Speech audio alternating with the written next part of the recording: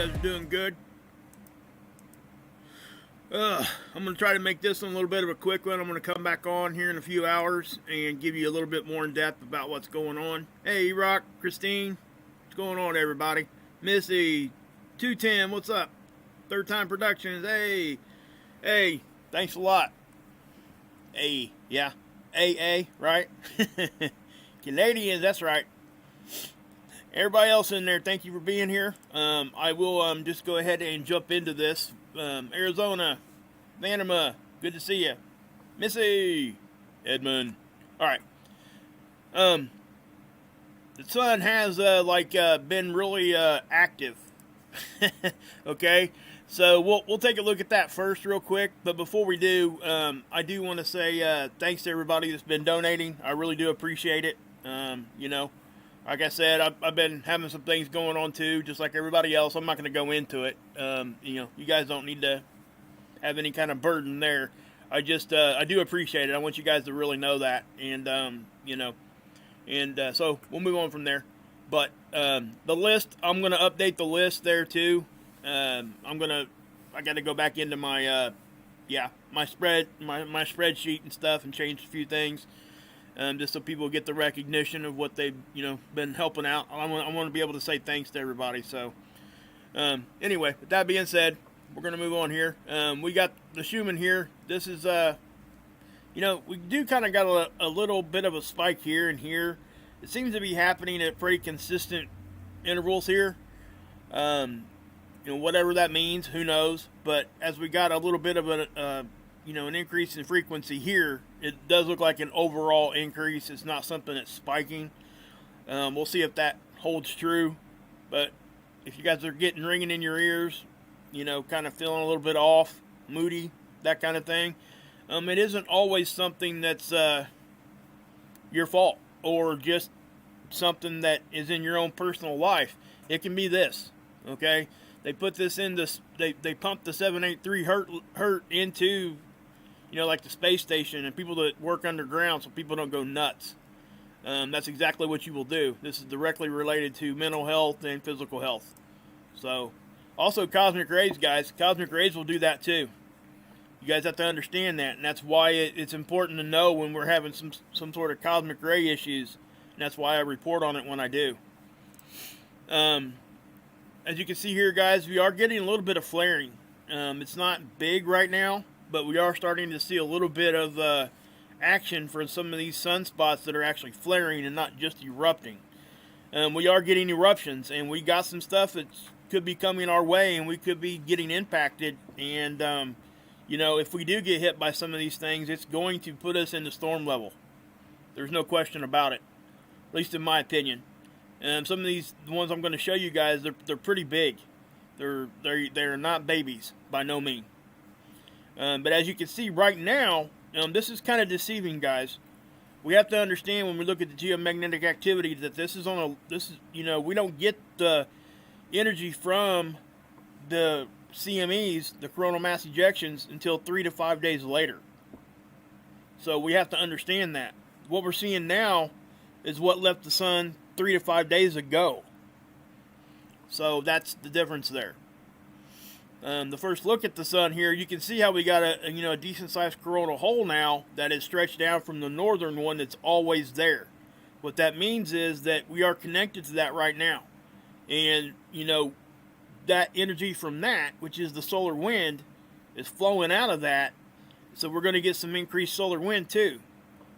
So with combination of some of these CMEs possibly impacting our system and this solar wind increase, I don't want to, jump out there on a limb somewhere and say we're going to be having some storms going on, but it looks kind of like that. And we'll go more into detail, later on tonight, but I'm going to give you a first look at it here right now. ACE data, again, this is what's happening right now here. Okay, this is not reflecting what's happening on the sun. This is reflecting what happened on the sun 3 to 5 days ago. So we have to understand that.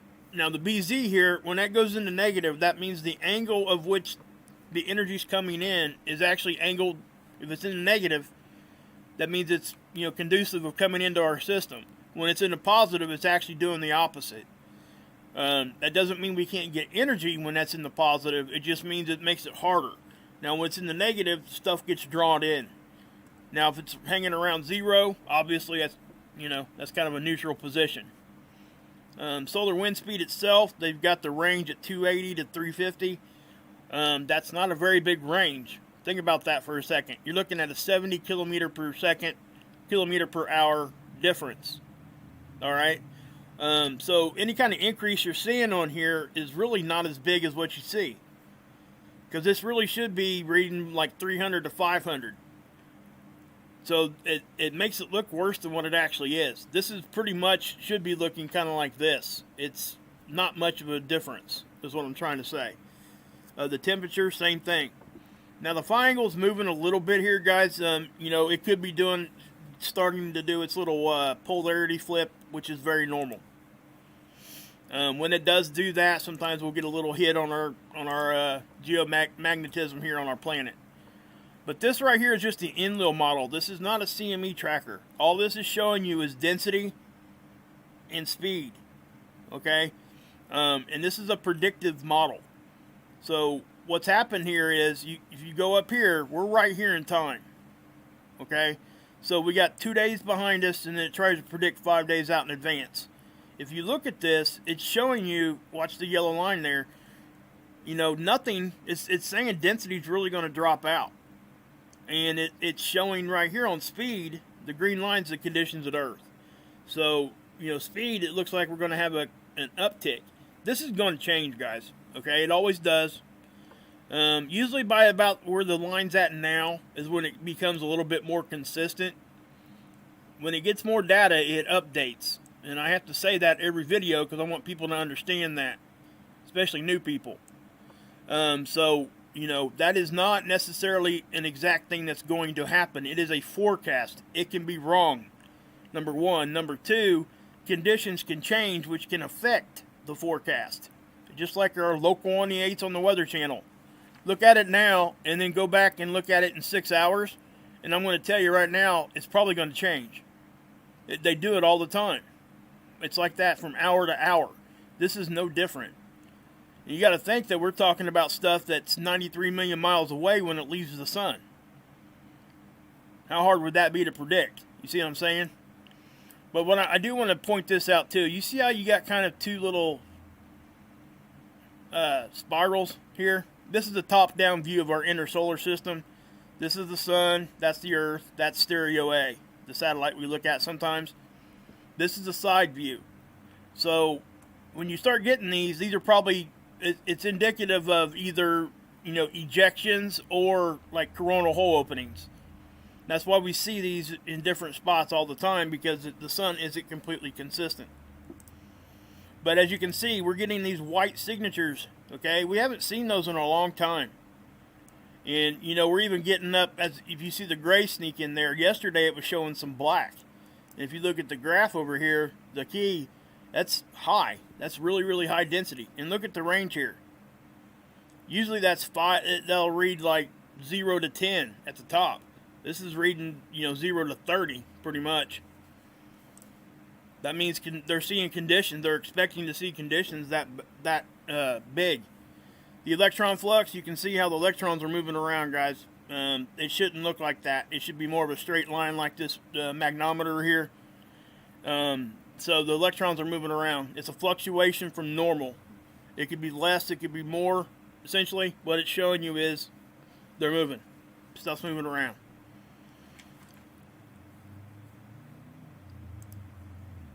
Alright, I'm going to skip that and go here first. I'll show you the CMEs here real quick. Okay, these are the ones from yesterday. Okay, I already showed you guys these in my last video. Now I could go back another day too, and I think there's one or two here too. See that? That's that big halo one, and then that one. That's 3 days ago, right? 2 days ago, I'm sorry. This was yesterday. Still more. Still things happening, right? Now here's today. Now, you guys really should be thinking that that's an excessive amount of energy, because it is. This is not just in one spot. This is happening all over the sun. And for the life of me, I can't figure it out. We're having these ejections sometimes in spots where there's no sunspots, number one. And that is, we do that. That does happen. But when we got these bigger sunspots hanging around, you would think that the energy should be really coming from there before it comes from other spots. But for whatever reason, you can see the sun's just exploding all over the place. It's erupting in all different directions. And if you look here, it's even as if we might have some energy like going back towards the sun there in that one little spot. But, I can't really give you too much detail on that because I don't know what's actually causing that. Now remember, this isn't the surface, okay? You see the white circle over here? That's the surface of the sun. So this is not going back to the surface. The surface is way over here. That has a ways to travel if it's actually going back to the sun. So I don't see that being like a filament sticking out there like we see sometimes. So I don't know what's going on there. But as you can tell, this is our view. Okay, this is from LASCO C2. And that's on the SOHO Observatory, which is a satellite that's 1 million miles closer to the sun than what the Earth is. It's right out in front of us, and it orbits with us around the sun, always looking at the sun. So it's our view. So when we see these things, we got to understand the perspective of what we're looking at. Things are going to look like they're going straight to the left here, but they're not. Anything that goes off this side is going to look like that, but it could be going this way, that way, straight to the left, angled towards us, or even kind of like this. We just don't know. We have to have another perspective. And the other perspective is stereo A, and when I go to stereo A, let me show you what happens. We're missing 2 days of data, number one, on seeds. Now we're going to go over to ISWA and we can get the data there. But we'll look at the 19th, and you can tell that this is, it's on multiple spots of the sun. This is a really significant one. This one here is really the one that's kind of got me paying attention right now, because that looks as though it looks like it's going to the right, okay? And the reason why that's important is because this is that one on stereo A. That's the same one. So on stereo A, it looks like it's going to the right, which means that it's coming our direction, at least our general direction. Now, I don't know if it's going north-south of us. I can't say. But remember, as things leave the sun and get further away, they spread out like buckshot. They don't stay pinpointed. So they'll spread out and they'll touch more areas. If I had to guess, I think we're probably going to get clipped by this at least. But I can't say that for sure. It is just a guess at this point, so don't write that down in stone. I really hesitate even saying things like that, but given what we're looking at here, I want to give people at least an idea of what I'm thinking. I do want to show you this other one here too. We'll wait for it to get, okay, I'm going to back it up. Okay, now that's going off that way.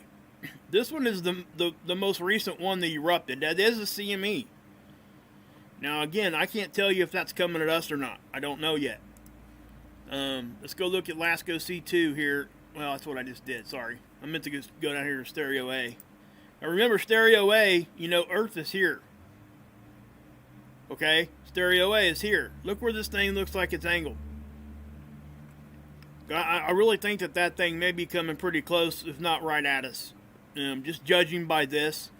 But we're going to have to wait and see. I don't want anybody saying, oh gosh, it's coming right at us or anything, because I don't know yet. Hopefully the CME tracker will update. It should, but who knows. This is Mars. Okay? That's what that is. Remember yesterday I showed you guys its tail. It's a salt tail, believe it or not. The solar wind actually will cause the atoms to blow off of Mars because it's so close to the sun, and it's actually made up of sodium. And I thought that was pretty cool. It's always like that. Actually, it looks like a comet when you look at it through the right filter, but you're not going to see that here. Let's go here. This is the CME tracker.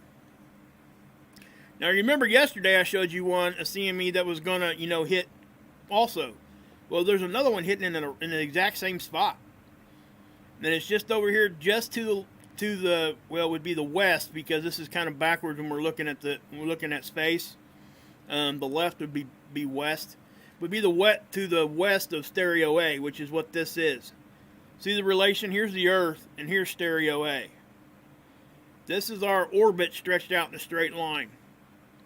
You can see how everything's kind of hitting behind stereo A here. The one I showed you yesterday was a lot larger. And, that one's still going to hit. It's got a couple days before that happens. But this is showing the one that started on the 18th, yesterday. Okay? So this hasn't updated for anything that's going on today. I really, truly think that this other one, when it shows up, it's going to at least be going this direction. So whatever that means, who knows? But we're just going to have to wait and see. That's Mars, by the way. That square. I'm sorry. That's Mars. The red one. That's what I meant. Mars 2020 is a satellite that's out there. Okay? That's with Mars. It's basically doing what SOHO is doing with Earth. Remember, this is Osiris X. I'm not really sure where to get the data for that at, but, it is what it is. This is stereo A. That's Solo. That's been out there for a long time. Here's Venus. Now, one thing that's not on here that used to be was stereo B. It would be right here. It was put out there at the exact same time as stereo A. They were sisters. They were identical. They were meant to give us a backside view of the sun. Because if you can picture this one, stereo A, kind of sitting over here, almost 90 degrees at one point. And then stereo B back here, you could see you could get like a clear view of the backside. Now we can't. Stereo B, I'm not going to go into that. Most of us think that that's kind of a strange thing, that we can't get data from that, even though they can communicate with it. Who knows? Geomagnetically here, guys, yeah. We're seeing just regular stuff here. Again, I don't expect to see much here in our area right now. Now, here in about 3 days, I do. We're going to start seeing stuff. We may even, like I said, we're going to see hits on our magnetosphere right now, because there is, energy coming from some coronal holes that had happened a few days back. But as you can see, watch this. I've not really seen the pressure one do this before. Watch this close up. See that? And then it opens back up. So I'm not sure what's causing that. I've not seen that do that behind our planet like that. Not on this particular tool. So whatever that means. This is the 18th. This is the Australian magnetopause model. This is the one that's more simple, which is why I like it. You can see the density here. It's just kind of fluctuating. Not much. Just kind of kicking around. Now, again, this one doesn't even really break 300, but a few times the speed. So we're still in low wind conditions. It's really strange.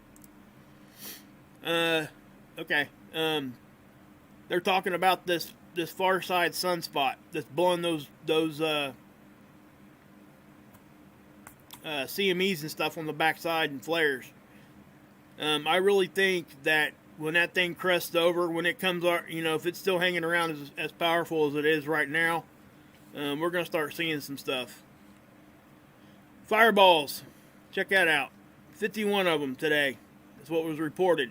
Now, let me play this for you. You're going to see a fireball here.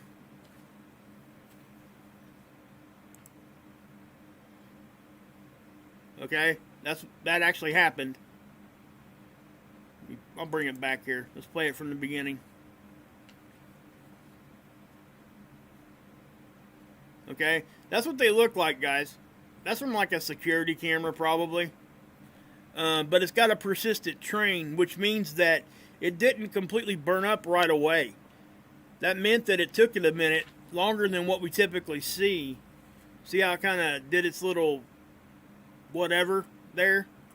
And that's just the heated atmosphere around it. Okay, that's not really the meteorite itself. It heated the atmosphere, and that's what you're seeing as it came in, created all that heat. Now, let me say this. You see these cameras right here, this all Skycam network? I used to report on these things a lot back in the day.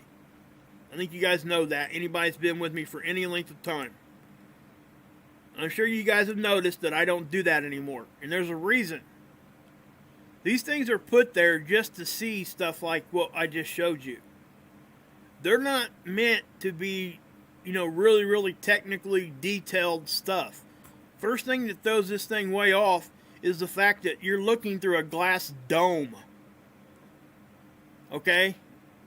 They're just wanting to know if they see fireballs shoot somewhere. That's it. They don't really care if they know the exact detail of what they're looking at. And it throws it way off. This is a fisheye lens, basically. It gets weather on it all the time. It has scratches all over it. It gets condensation all inside it. These things are outside. And that's why I quit even trusting them as far as what we were actually looking at. These things will show crazy stuff. And, it's hard to pick through and figure out what you're actually looking at. And it's been my experience about 99% of the time, when you think something's actually there, it's not. Not when you're looking at this thing. This thing is just not dependable. And it's just my opinion, okay? And other people can use it and they can dig into it, and I respect that, because I used to do the same thing. But for me, after I did a lot of research on the camera itself, it was, I just can't trust it. I can't bring it to you guys like that anymore. I won't do it, because I don't trust it. So I hope you guys understand that. I've been asked a lot of questions about that before. Okay. Earthquakes.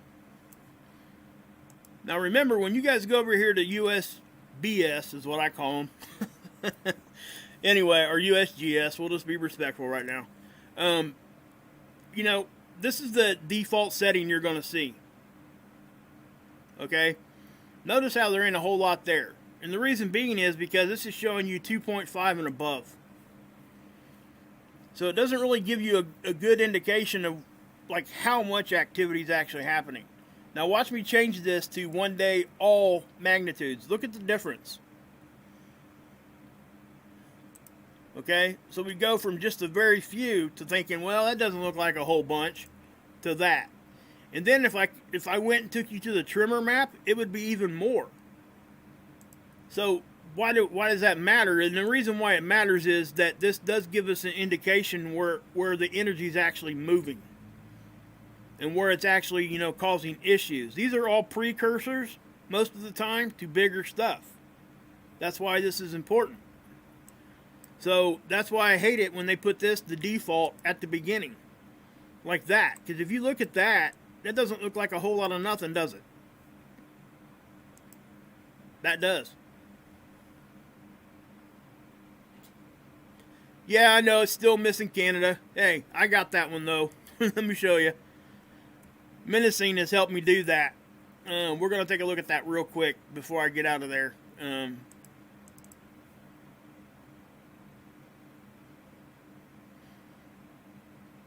So here's the last 30 days in Canada. Menacing said she was going to overlay that. She's figured out how to overlay it so we can kind of put both those maps together. So don't think just because that we don't see it on the USGS, which is, where did I have that at? Right here. See how we get nothing in Canada?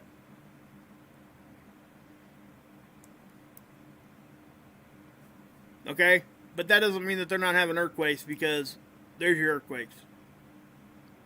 So, they are getting a lot of tremors. This is 30 days, though, worth. So I want you guys to understand that, too. There are quite a bit of them, but it wouldn't be like excessive, in my opinion.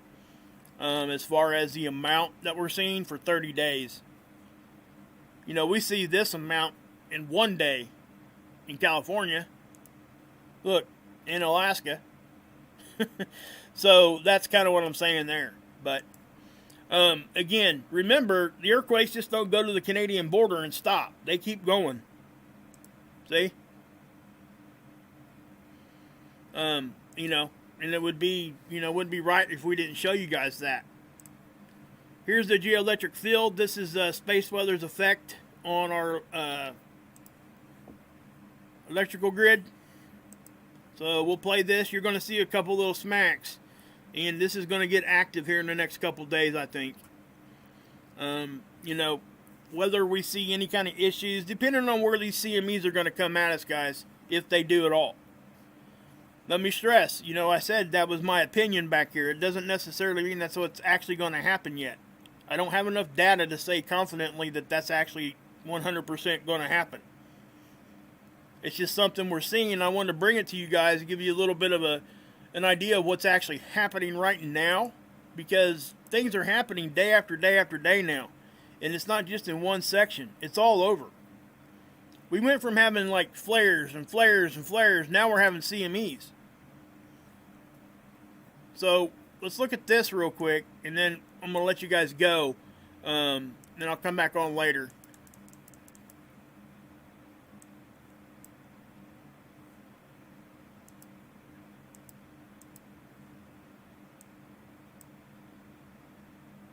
This is the 304 angstrom, okay? This is the one that shows us, filaments pretty easy. And you can see stuff, kind of bouncing around, doing its thing. There's a lot of action, though. Look at this, okay? And just because you can't see it as well on the front doesn't mean things aren't happening, because they are. The sun itself actually camouflages it. We can't see it as well when it's right in front of us, because the sun's there. The stuff that's going on the side, the space is the background. That's why we see all this. All that's happening like this is right here in the front, too. You just can't see it. We had that filament here. Was it yesterday or the day before? I think it was yesterday that erupted. And I was able to show you guys that one because that one really stood out. And we had the rain back here, remember? The solar rain. The plasma raining back down onto the sun. But you can see how stuff is really starting to pick up. And it's not going to get any slower. It's just going to keep on going. So as we're looking at this is the 171. I'm just going to grab the slide bar.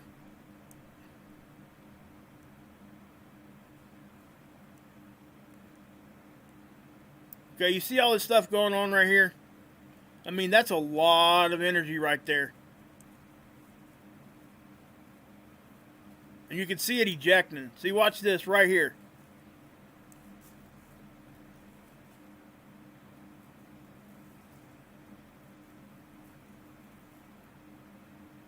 See that? That's actually ejecting out. And there's a lot more ejections going on, guys. I mean, it's all over the sun right now. So you can see how we got like solar vortexes, which are solar tornadoes, I guess if you want to call them that. But they're not really rotating like wind does here on our planet. There's a magnetic line there. It's a connection line, and it looks as though it's spinning. It's really not. What's happening is the particles are going up and down that magnetic connection line, and they spiral around that line. That's what gives it that appearance as if that thing is like a tornado on the sun. It's not what it is. They call it that because that's what it looks like. So we'll go over here and look at the 211, and this one usually will show us something, fairly easy.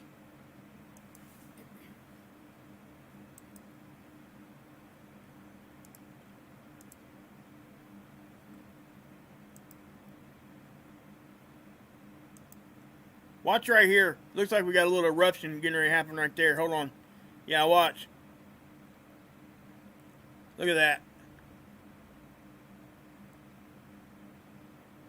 That thing really did let go, man. I mean, there's stuff in over here. That's probably that third one I was showing you guys earlier. So, yeah. I'm going to go into more detail later on, guys, later on tonight, like I do typically every night. So again, if you guys want to get a little bit more detail, I'll be back on probably in the next 4 hours, 3 to 4, and we'll see what's up. You know, we'll just try to I'll come back with some more details. And look, guys, you know, when we get that flash, watch this flash. That typically that means that something happened right in front of us, because the satellite, like I said, is our view. So the sun did something there, and the camera caught a bright flash. So yeah, River Rain. You know, I've been experiencing that too. I even said something to my wife yesterday about that. My ears were ringing really, really bad. So, again, guys, I'll come back on. I'll probably come back on before Mark's show tonight, and you know, we'll go over there later on and hang out and talk. If you guys want to come over and do that with us. Again, yeah. Let me go here for a second. What the heck? Let me, yeah. If you guys want to, donate to my PayPal, there it is. I'll put it in the chat here. It's in my description also.